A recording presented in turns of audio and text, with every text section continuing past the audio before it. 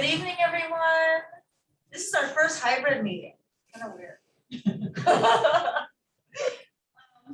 So I'd like to call the special November 8th, 2021 Public Art Commission meeting to order. Margaret, you want to take it? Vice Chair here. Commissioner Wong, not here right now, and Commissioner Burke. Here. Did say that she may not be able to attend, and then Chair Wynn. And we have quorum, so. All right, so so we go to approving the agenda. Yeah? Okay, so do I have a motion to approve the agenda? Anyone?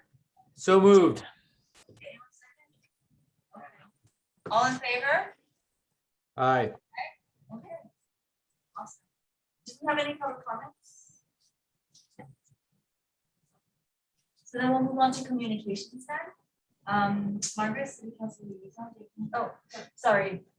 Mayor Pro Tem? Mayor Pro Tem, do you have any City Council liaison communications? I'll just tell you, the city council has been busy, so we've been looking at the sale and disposition of the 710 properties, special meetings on that. Margaret's been involved. Looked at the American Rescue Plan funding, what to do with that, water, broadband, et cetera. We've had a special meeting on redistricting a few weeks ago. We just passed kind of a coordinating budget for SB 1383. That's the state law that becomes effective January 1st, requiring organics recycling in every city in the state, reducing the amount that goes into landfills, and also increasing the amount of food that's recovered. And as I volunteer every Monday morning, like today at Holy Family for several hours. And I think that's the only, when they send a truck out to Trader Joe's every morning. Today we brought back probably 35, 40 large boxes. Each one holds maybe 200 salads or, fruits.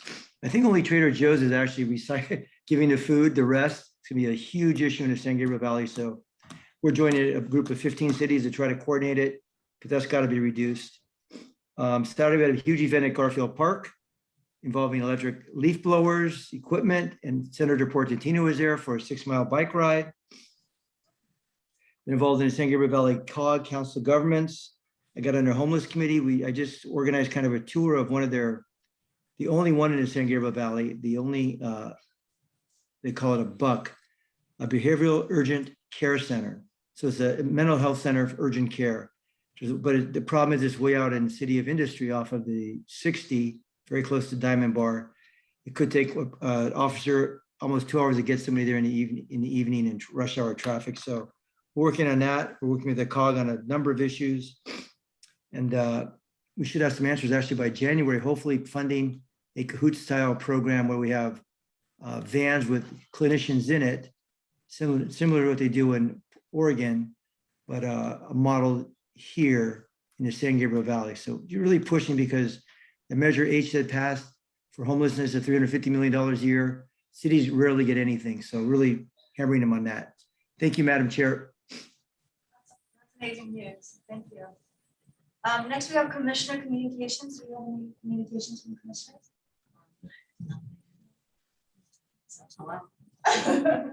Commissioner Burke?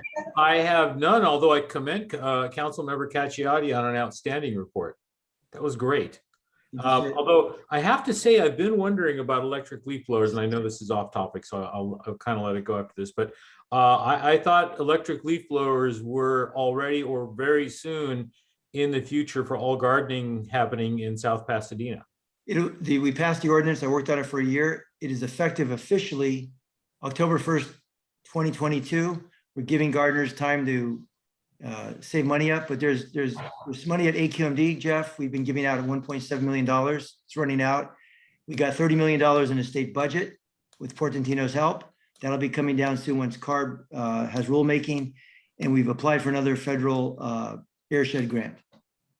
Well, I'd like to help the gardener on my block who does a lot of the properties on our block, on our street, by giving him the heads up while there's still money available. Yes, Jeff, and if you want to, we can even have our contractor, Dan Mabe, come out there and demonstrate equipment for him. I've done it for several gardeners and homeowners in the city. You let me know. Thank you. So next is staff liaison communication. Margaret, do you have any? Sure. No, not right now. It hasn't been that long since I started. Okay, great. The next action discussion is, our first item is a presentation by Lanamet from the Anti-Racism Committee regarding their South Pasadena audio tour. I'll go ahead and bring up the presentation. Hi, everyone. Thanks so much for having me. Margaret, are you able to share the presentation on your screen? Let me know when you want me to proceed to slide. Perfect. Thank you so much. So thank you so much for giving me the time to present this project to you. This project is an audio tour. We really see it as a sound art piece that also deals with history and culture in South Pasadena. It's called The Past is Happening All Around Us, and it's going to lead listeners through South Pasadena with a particular focus on the history of South Pasadena through an anti-racist lens. Can you go to the next slide, please? So we are thinking about ways to, oh, I think you skipped a slide. I think that's the second one. We're thinking about ways to shift culture in South Pasadena, and we really felt like part of shifting culture is educating people on the history of South Pasadena. And that includes like the history of colonization of this region, as well as the history of South Pasadena as a sundown town.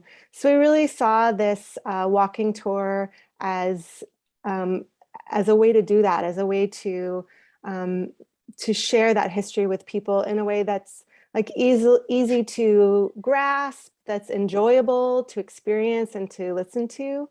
South Pasadena, as you know, is a really walkable city. It's very small, it's very accessible. People love to walk around. So it's really geared towards the culture of the city as well. We were really inspired by this exhibition in Glendale at Reflect Space. That was an online exhibition, so you can still access it. And it was called Reckoning Racism and Resistance in Glendale. And it is an interactive website that tells the history of Glendale, the history of racial struggle and also resistance movements in Glendale, which, as many of you probably know, was a center of the Ku Klux Klan.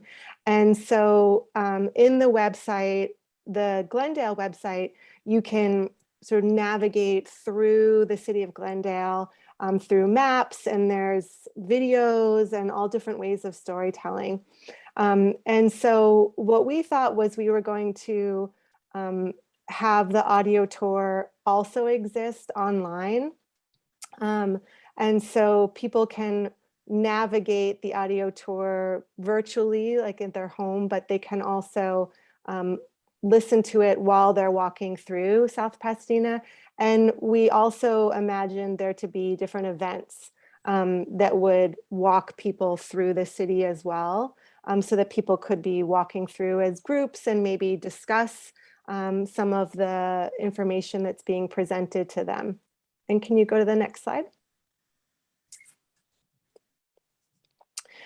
And so, as you all know, South Pasadena has this history as a sundown town. It is, you know, there are many different indicators of that, like already in South Pasadena. We imagine there would be maybe 10 to 20 different stops, and those would take place like within a walking distance.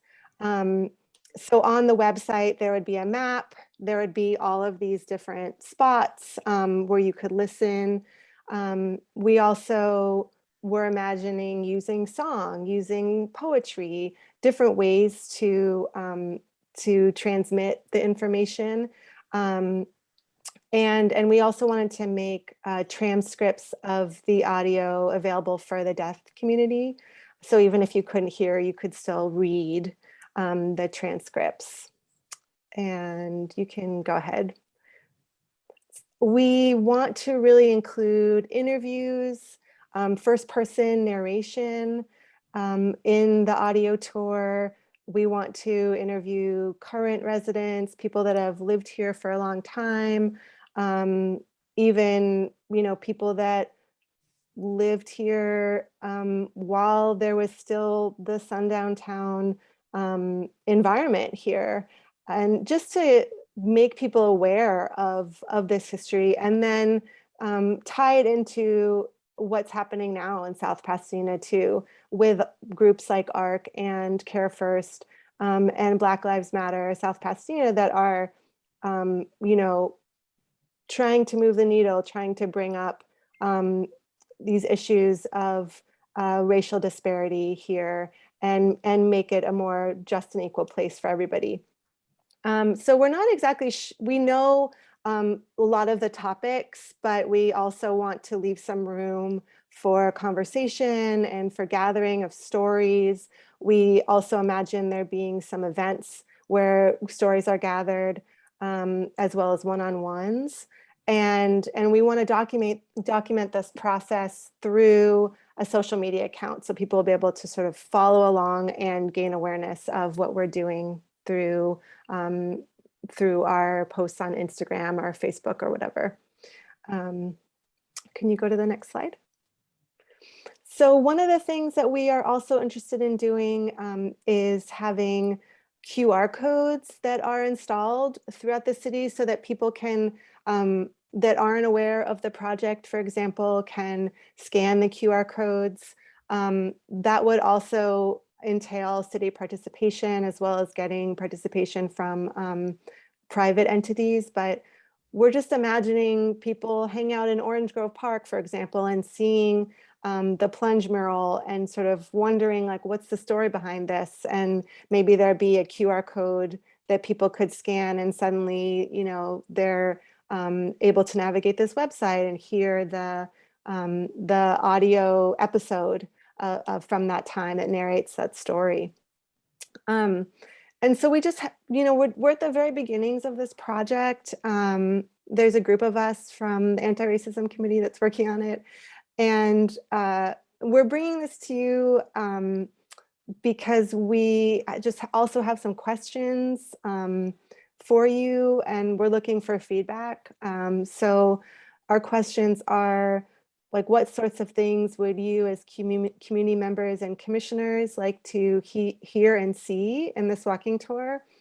How can ARC best integrate our project within the city of South Pasadena? And also, can we realistically plan to have QR codes installed on city property? So those are sort of the questions that we have right now for you, and we'd love to hear some feedback or thoughts if you're able to share.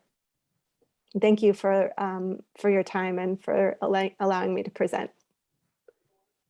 Thank you, Alana. Thank you so much for presenting today. Do you mind if I start off? I personally love the idea, and especially with the resolution on diversity that the city issued in 2018, it's appropriate.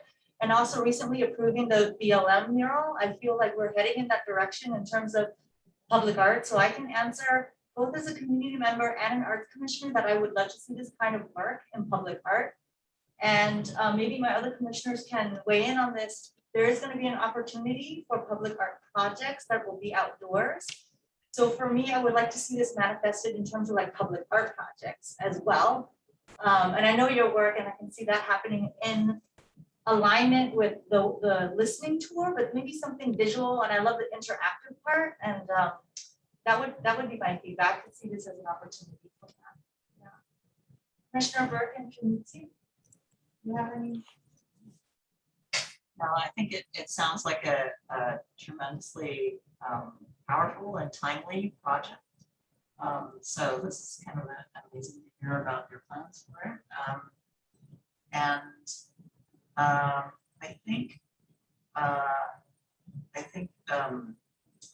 I think your feedback about kind of having a sort of visual component to it makes a lot of sense, and I think we'll kind of amplify the impact of it. And I would be very curious about the QR code situation in the city, because I think that's like, it's such a now sort of common way of people interacting with information. And so, you know, it's interesting, like a few years ago, it would have been maybe a bigger hurdle for most people, but I think that's a really great way to kind of texturize public art. So it would be interesting to see that. Especially during the time of COVID, when we see a lot of outdoor art projects happening with QR codes laminated next to the art projects. I assume that with the private property, then you ask the property owner, but with city property, I'm not sure, maybe Margaret. But I'm not sure quite how the QR codes work, first of all. So if someone has to participate at their mean like a website does or not. So there would be questions about who would be doing that. But in terms of putting up a laminated sign of the actual physical QR code, that shouldn't be too much of an issue for the city. But it's something I have to double check with the works. That's great.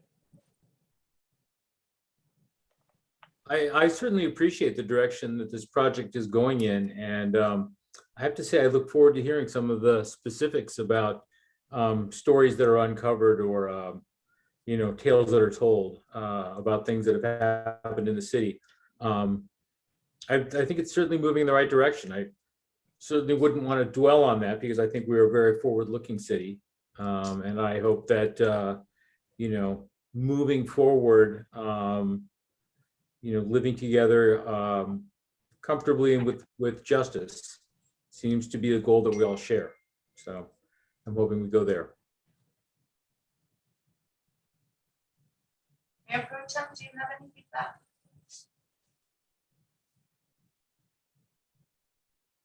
I can't hear you.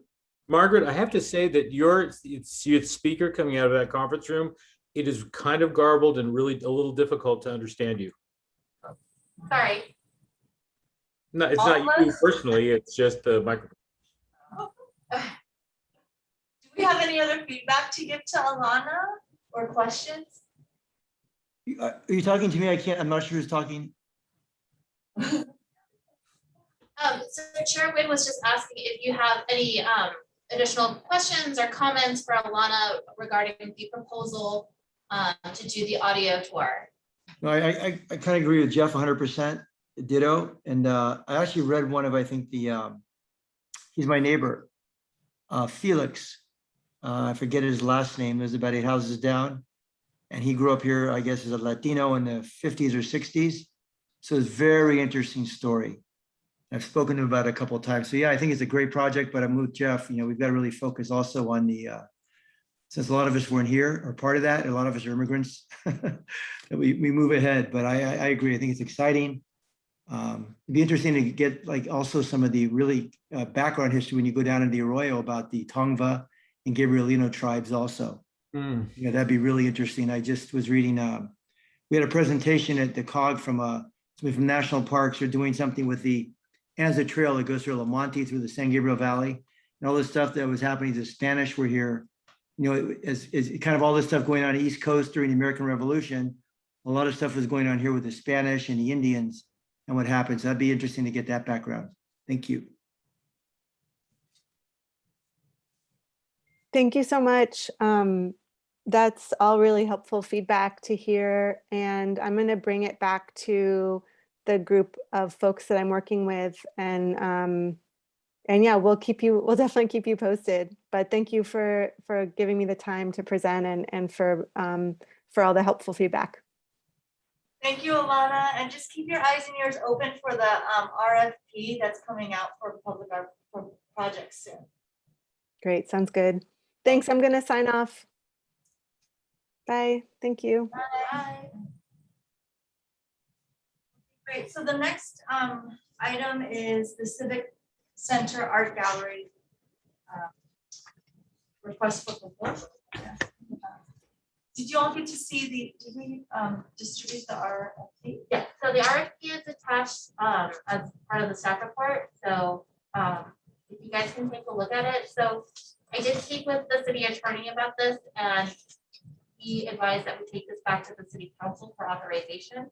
And in doing so, we should identify the specific locations, especially if it's city property that we're looking at, having the public park at. So that would be another discussion item, because I know we didn't include the details of that in the RFP. There's a just a small typo correction, but it's significant. It says page 3, I think it's page 2 under project schedule. It says that it has to be done before the end of the fiscal year ending June 30th, 2021. I believe that should say 2022. That is a big one. This is how I got through college, okay? You notice the small things. You notice the small things. Otherwise, I thought the if you're looking for comments on it, I thought that the RFP itself was fine. I didn't have any problems with that. In terms of well, the contract is another story, but we'll get to that in a bit. So in terms of public spaces, because we should get this rolling, right? If we want it done soon. My suggestion is definitely City Hall, the courtyard, but how about our parks, like Orange Grove Park, Garfield Park, as spaces for public art projects? Well, you know, we certainly can. I mean, we are and aren't limited to any city property, I would think. Now, you know, you start wanting to have an artist do crazy art that may or may not be removable on some piece of city property, and council may have an issue with that. But generally speaking, I mean, I don't know, do you want to specify certain places that things are done, or how do you want to do it? Do you want to just leave it to people's creativity? So I think there are a couple of discussion points that need to be addressed. So one, are we looking at temporary artwork or projects? If so, what is the time frame that we're looking for? So if it is a temporary artwork, do we want it to be in place for 3 months? Do we want it to be in place longer than that? If it is a performance piece, how many performances, where and when should the performances occur? I think we also need to discuss if we are limiting the RFP to city-owned facilities, so the courtyard, the parks. If we do want to open it up to private spaces, then there may be a little bit of a delay if we need to get contracts set, you know, with the property owners. So there needs to be discussion, are we doing public and private or just public? And then also what the locations would be if we are doing city facilities, because then we would need to take that to council. So the more details that we can provide to the council, I think the better.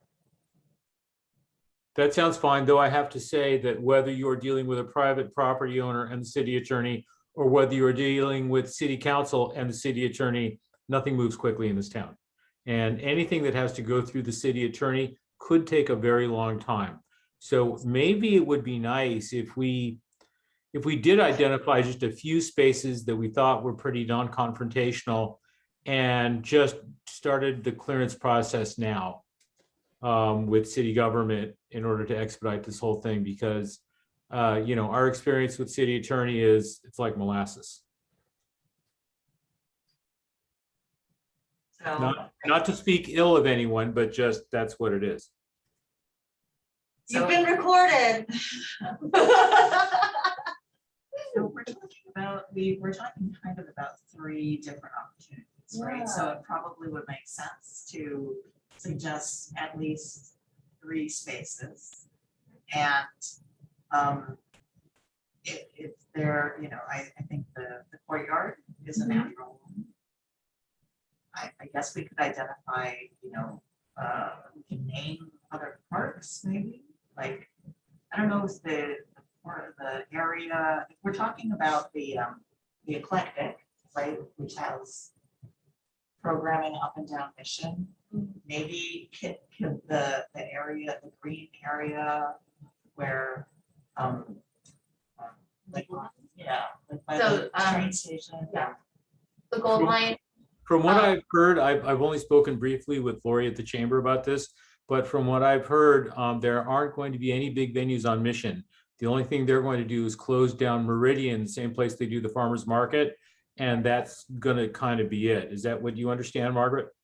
That was what I heard, but I believe Commissioner Kermitze was suggesting where the walking man is, so if that's Right, where the eclectic is happening, then that might be a That might be- natural location. that'd be perfect. And then, you know, like Garfield Park. And Garfield Park. Those are 3 great spaces, right? And those are pretty non-confrontational. I Yeah. gotta think they would be a place to do, if you're gonna do public art anywhere, those would be the places. And Garfield Park is big for us. So Yeah. I like those 3 locations. So, so would that be something? And then, do Yeah, we that's have a time frame? So do we want to do temporary exhibits? And if so, what would the commission like to see in terms of timing? So when you would like to see the exhibit, or for how long you would like to see the exhibit? Madam Chair, I believe I see a hand up on one of the screens. Yes, Mayor Pro Tem. Thank you, Madam Chair. I just wanted, whatever we do at the parks, just, we've got to include the Parks Commission. So you don't feel left out, just so we, protocol, parallel track. That's all. Thank you, Madam Chair. Thank you for Sorry, that. Mayor Pro Tem, do you know if they have purview over the walking man grass area? Is that's not You part know, of the park? I don't think it is. Did you have the area by the train station, but I don't think the median. Okay. How do you all feel about, do you want this temporary or permanent? I think it was temporary. Yeah, I think so too. I mean, especially if we're talking about these kind of iconic, more like, major locations in the city. And also the scope of the funding pretty much indicates a sort of temporary intervention rather than. Okay, and so then in terms of the duration, then? Do you guys have a preference? Well, I mean, if it's temporary, it probably should be taken down by the end of the following fiscal year, I would think. But I mean, if somebody if somebody takes the $10,000 thing, you could do a bronze statue of a horse, and you could put it somewhere probably permanently. And just saying, we don't necessarily have to limit it to a temporary piece of art. I mean, maybe you could say it's either a year or forever.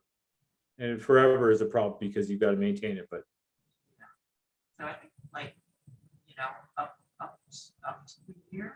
Yeah, up to a year. Because if it's a performance, that's one night or whatever, right? Up to 12 months. Yeah, and I think the concern, as Commissioner Berg said, that, to indicate a permanent thing, opens up another can of worms that we can't cover in the scope of this, so. Sounds good. So up to 1 year, do you guys want to do a minimum? Do we want to do a minimum? I don't know. It's hard because if it's a performance, like, it could be a weekend. Right. It could be several times. Yeah. Or Do you guys want to specify if it's a performance that it's a minimum of 1 performance, 2 performances? And then if it's an exhibit or an artwork, to have it up for a minimum of X number of months up to 1 year?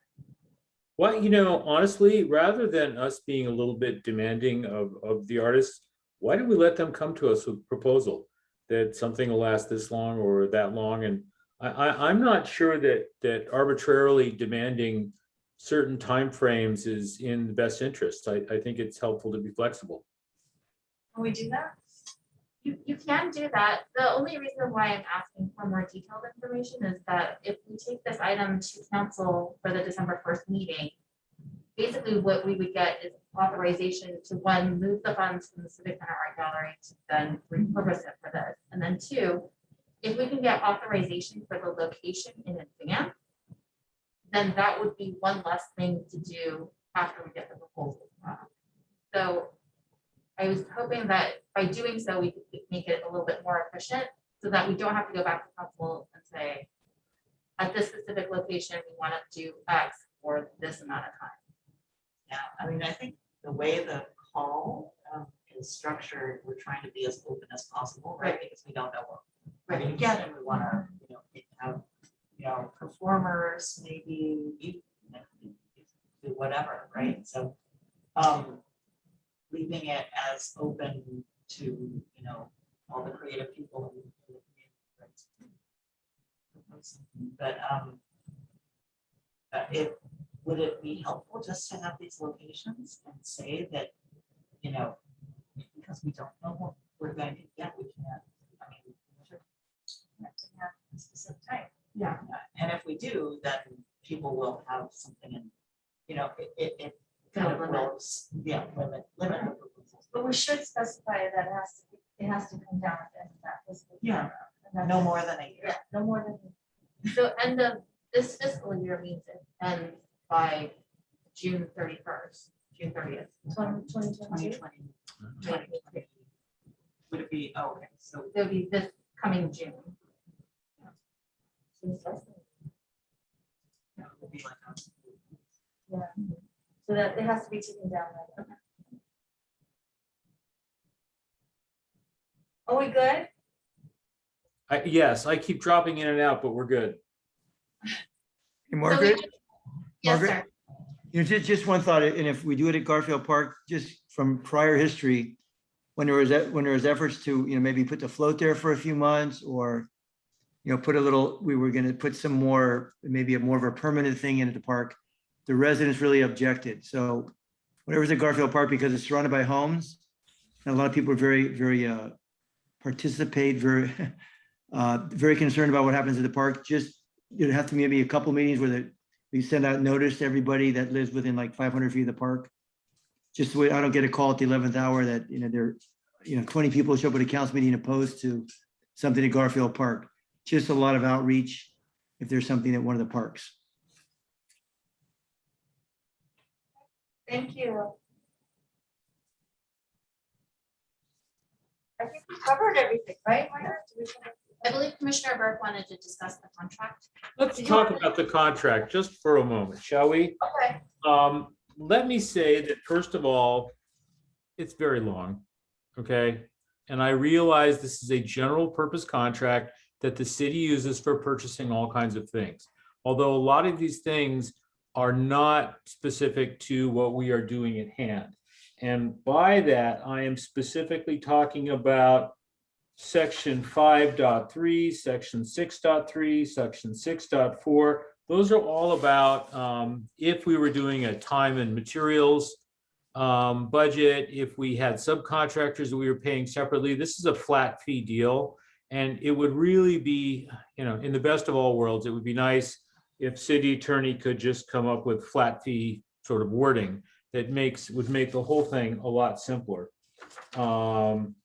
I'm presuming that what we would want to do, if it's going to be a temporary art display, would be to pay them a certain amount up front to get going for materials, a certain amount upon delivery, and a small amount at the end upon removal, is what I would think we would want to do. Probably 10% at the end for removal. Because chances are, I know that if I were doing vinyl, the last thing I want to do is go pull the vinyl off because it's a pain in the butt. There is that. Also, I'm wondering, it's section 511 records. It's like, it just seems very onerous. This whole document, it seems like a lot more than what most artists are up to. I know that last week we talked, by the way, about putting this up on, what the heck is it called? Margaret, what is it called? The website that handles all the contracts for city proposal things? Where is it? Planet Bids. Planet Bids, yes. And I realized after we talked, I had subscribed to that for a while because a lot of cities do put public art proposals or RFQs or RFPs up there. I only lasted a year with that, and I thought, I can't do this. It's like life is too short, and I don't have if you were a big enough artist I know an artist who does big sculptural things, and he does a lot of public art for cities. And he has a person on, he has a staff, and he has a person on staff who deals with this kind of stuff. It's a little intimidating to put it on Planet Bids and then go through the whole contract for an individual artist. But, you know, we are a city, we are a public entity, so we have to do what we have to do. My only real comment would be anything we could do to simplify this contract and make it a little bit less litigious, a little bit more friendly. Artist friendly, artist friendly. Artist friendly. And I'm going to get back to you, Margaret, on my other question about that, but you know where that's coming at the end. Anyway, those are, I think, most of the comments that I had. Yeah, the appropriate personnel, I mean, I suppose there's a reason for it, but there's something about if you change your contract, you can't change your contact person without the city's approval and whatever. It's like, I suppose there's a reason for that. I don't really see it, but there it is. Other than that, there you are. Those are my comments on the contract, having given it a quick once over. Thank you.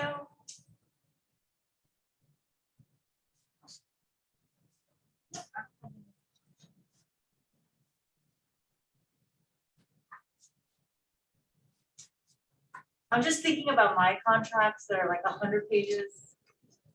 Just want to cry every time I look at it.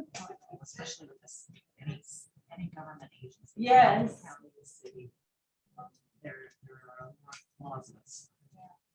You want to talk to county too, Commissioner Berg?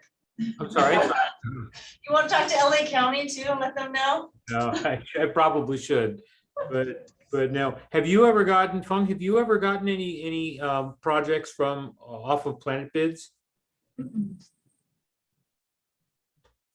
Because I know that a lot of the larger ones are put there like for freeway decoration. Caltrans does them and other places do them, but it's for big projects usually.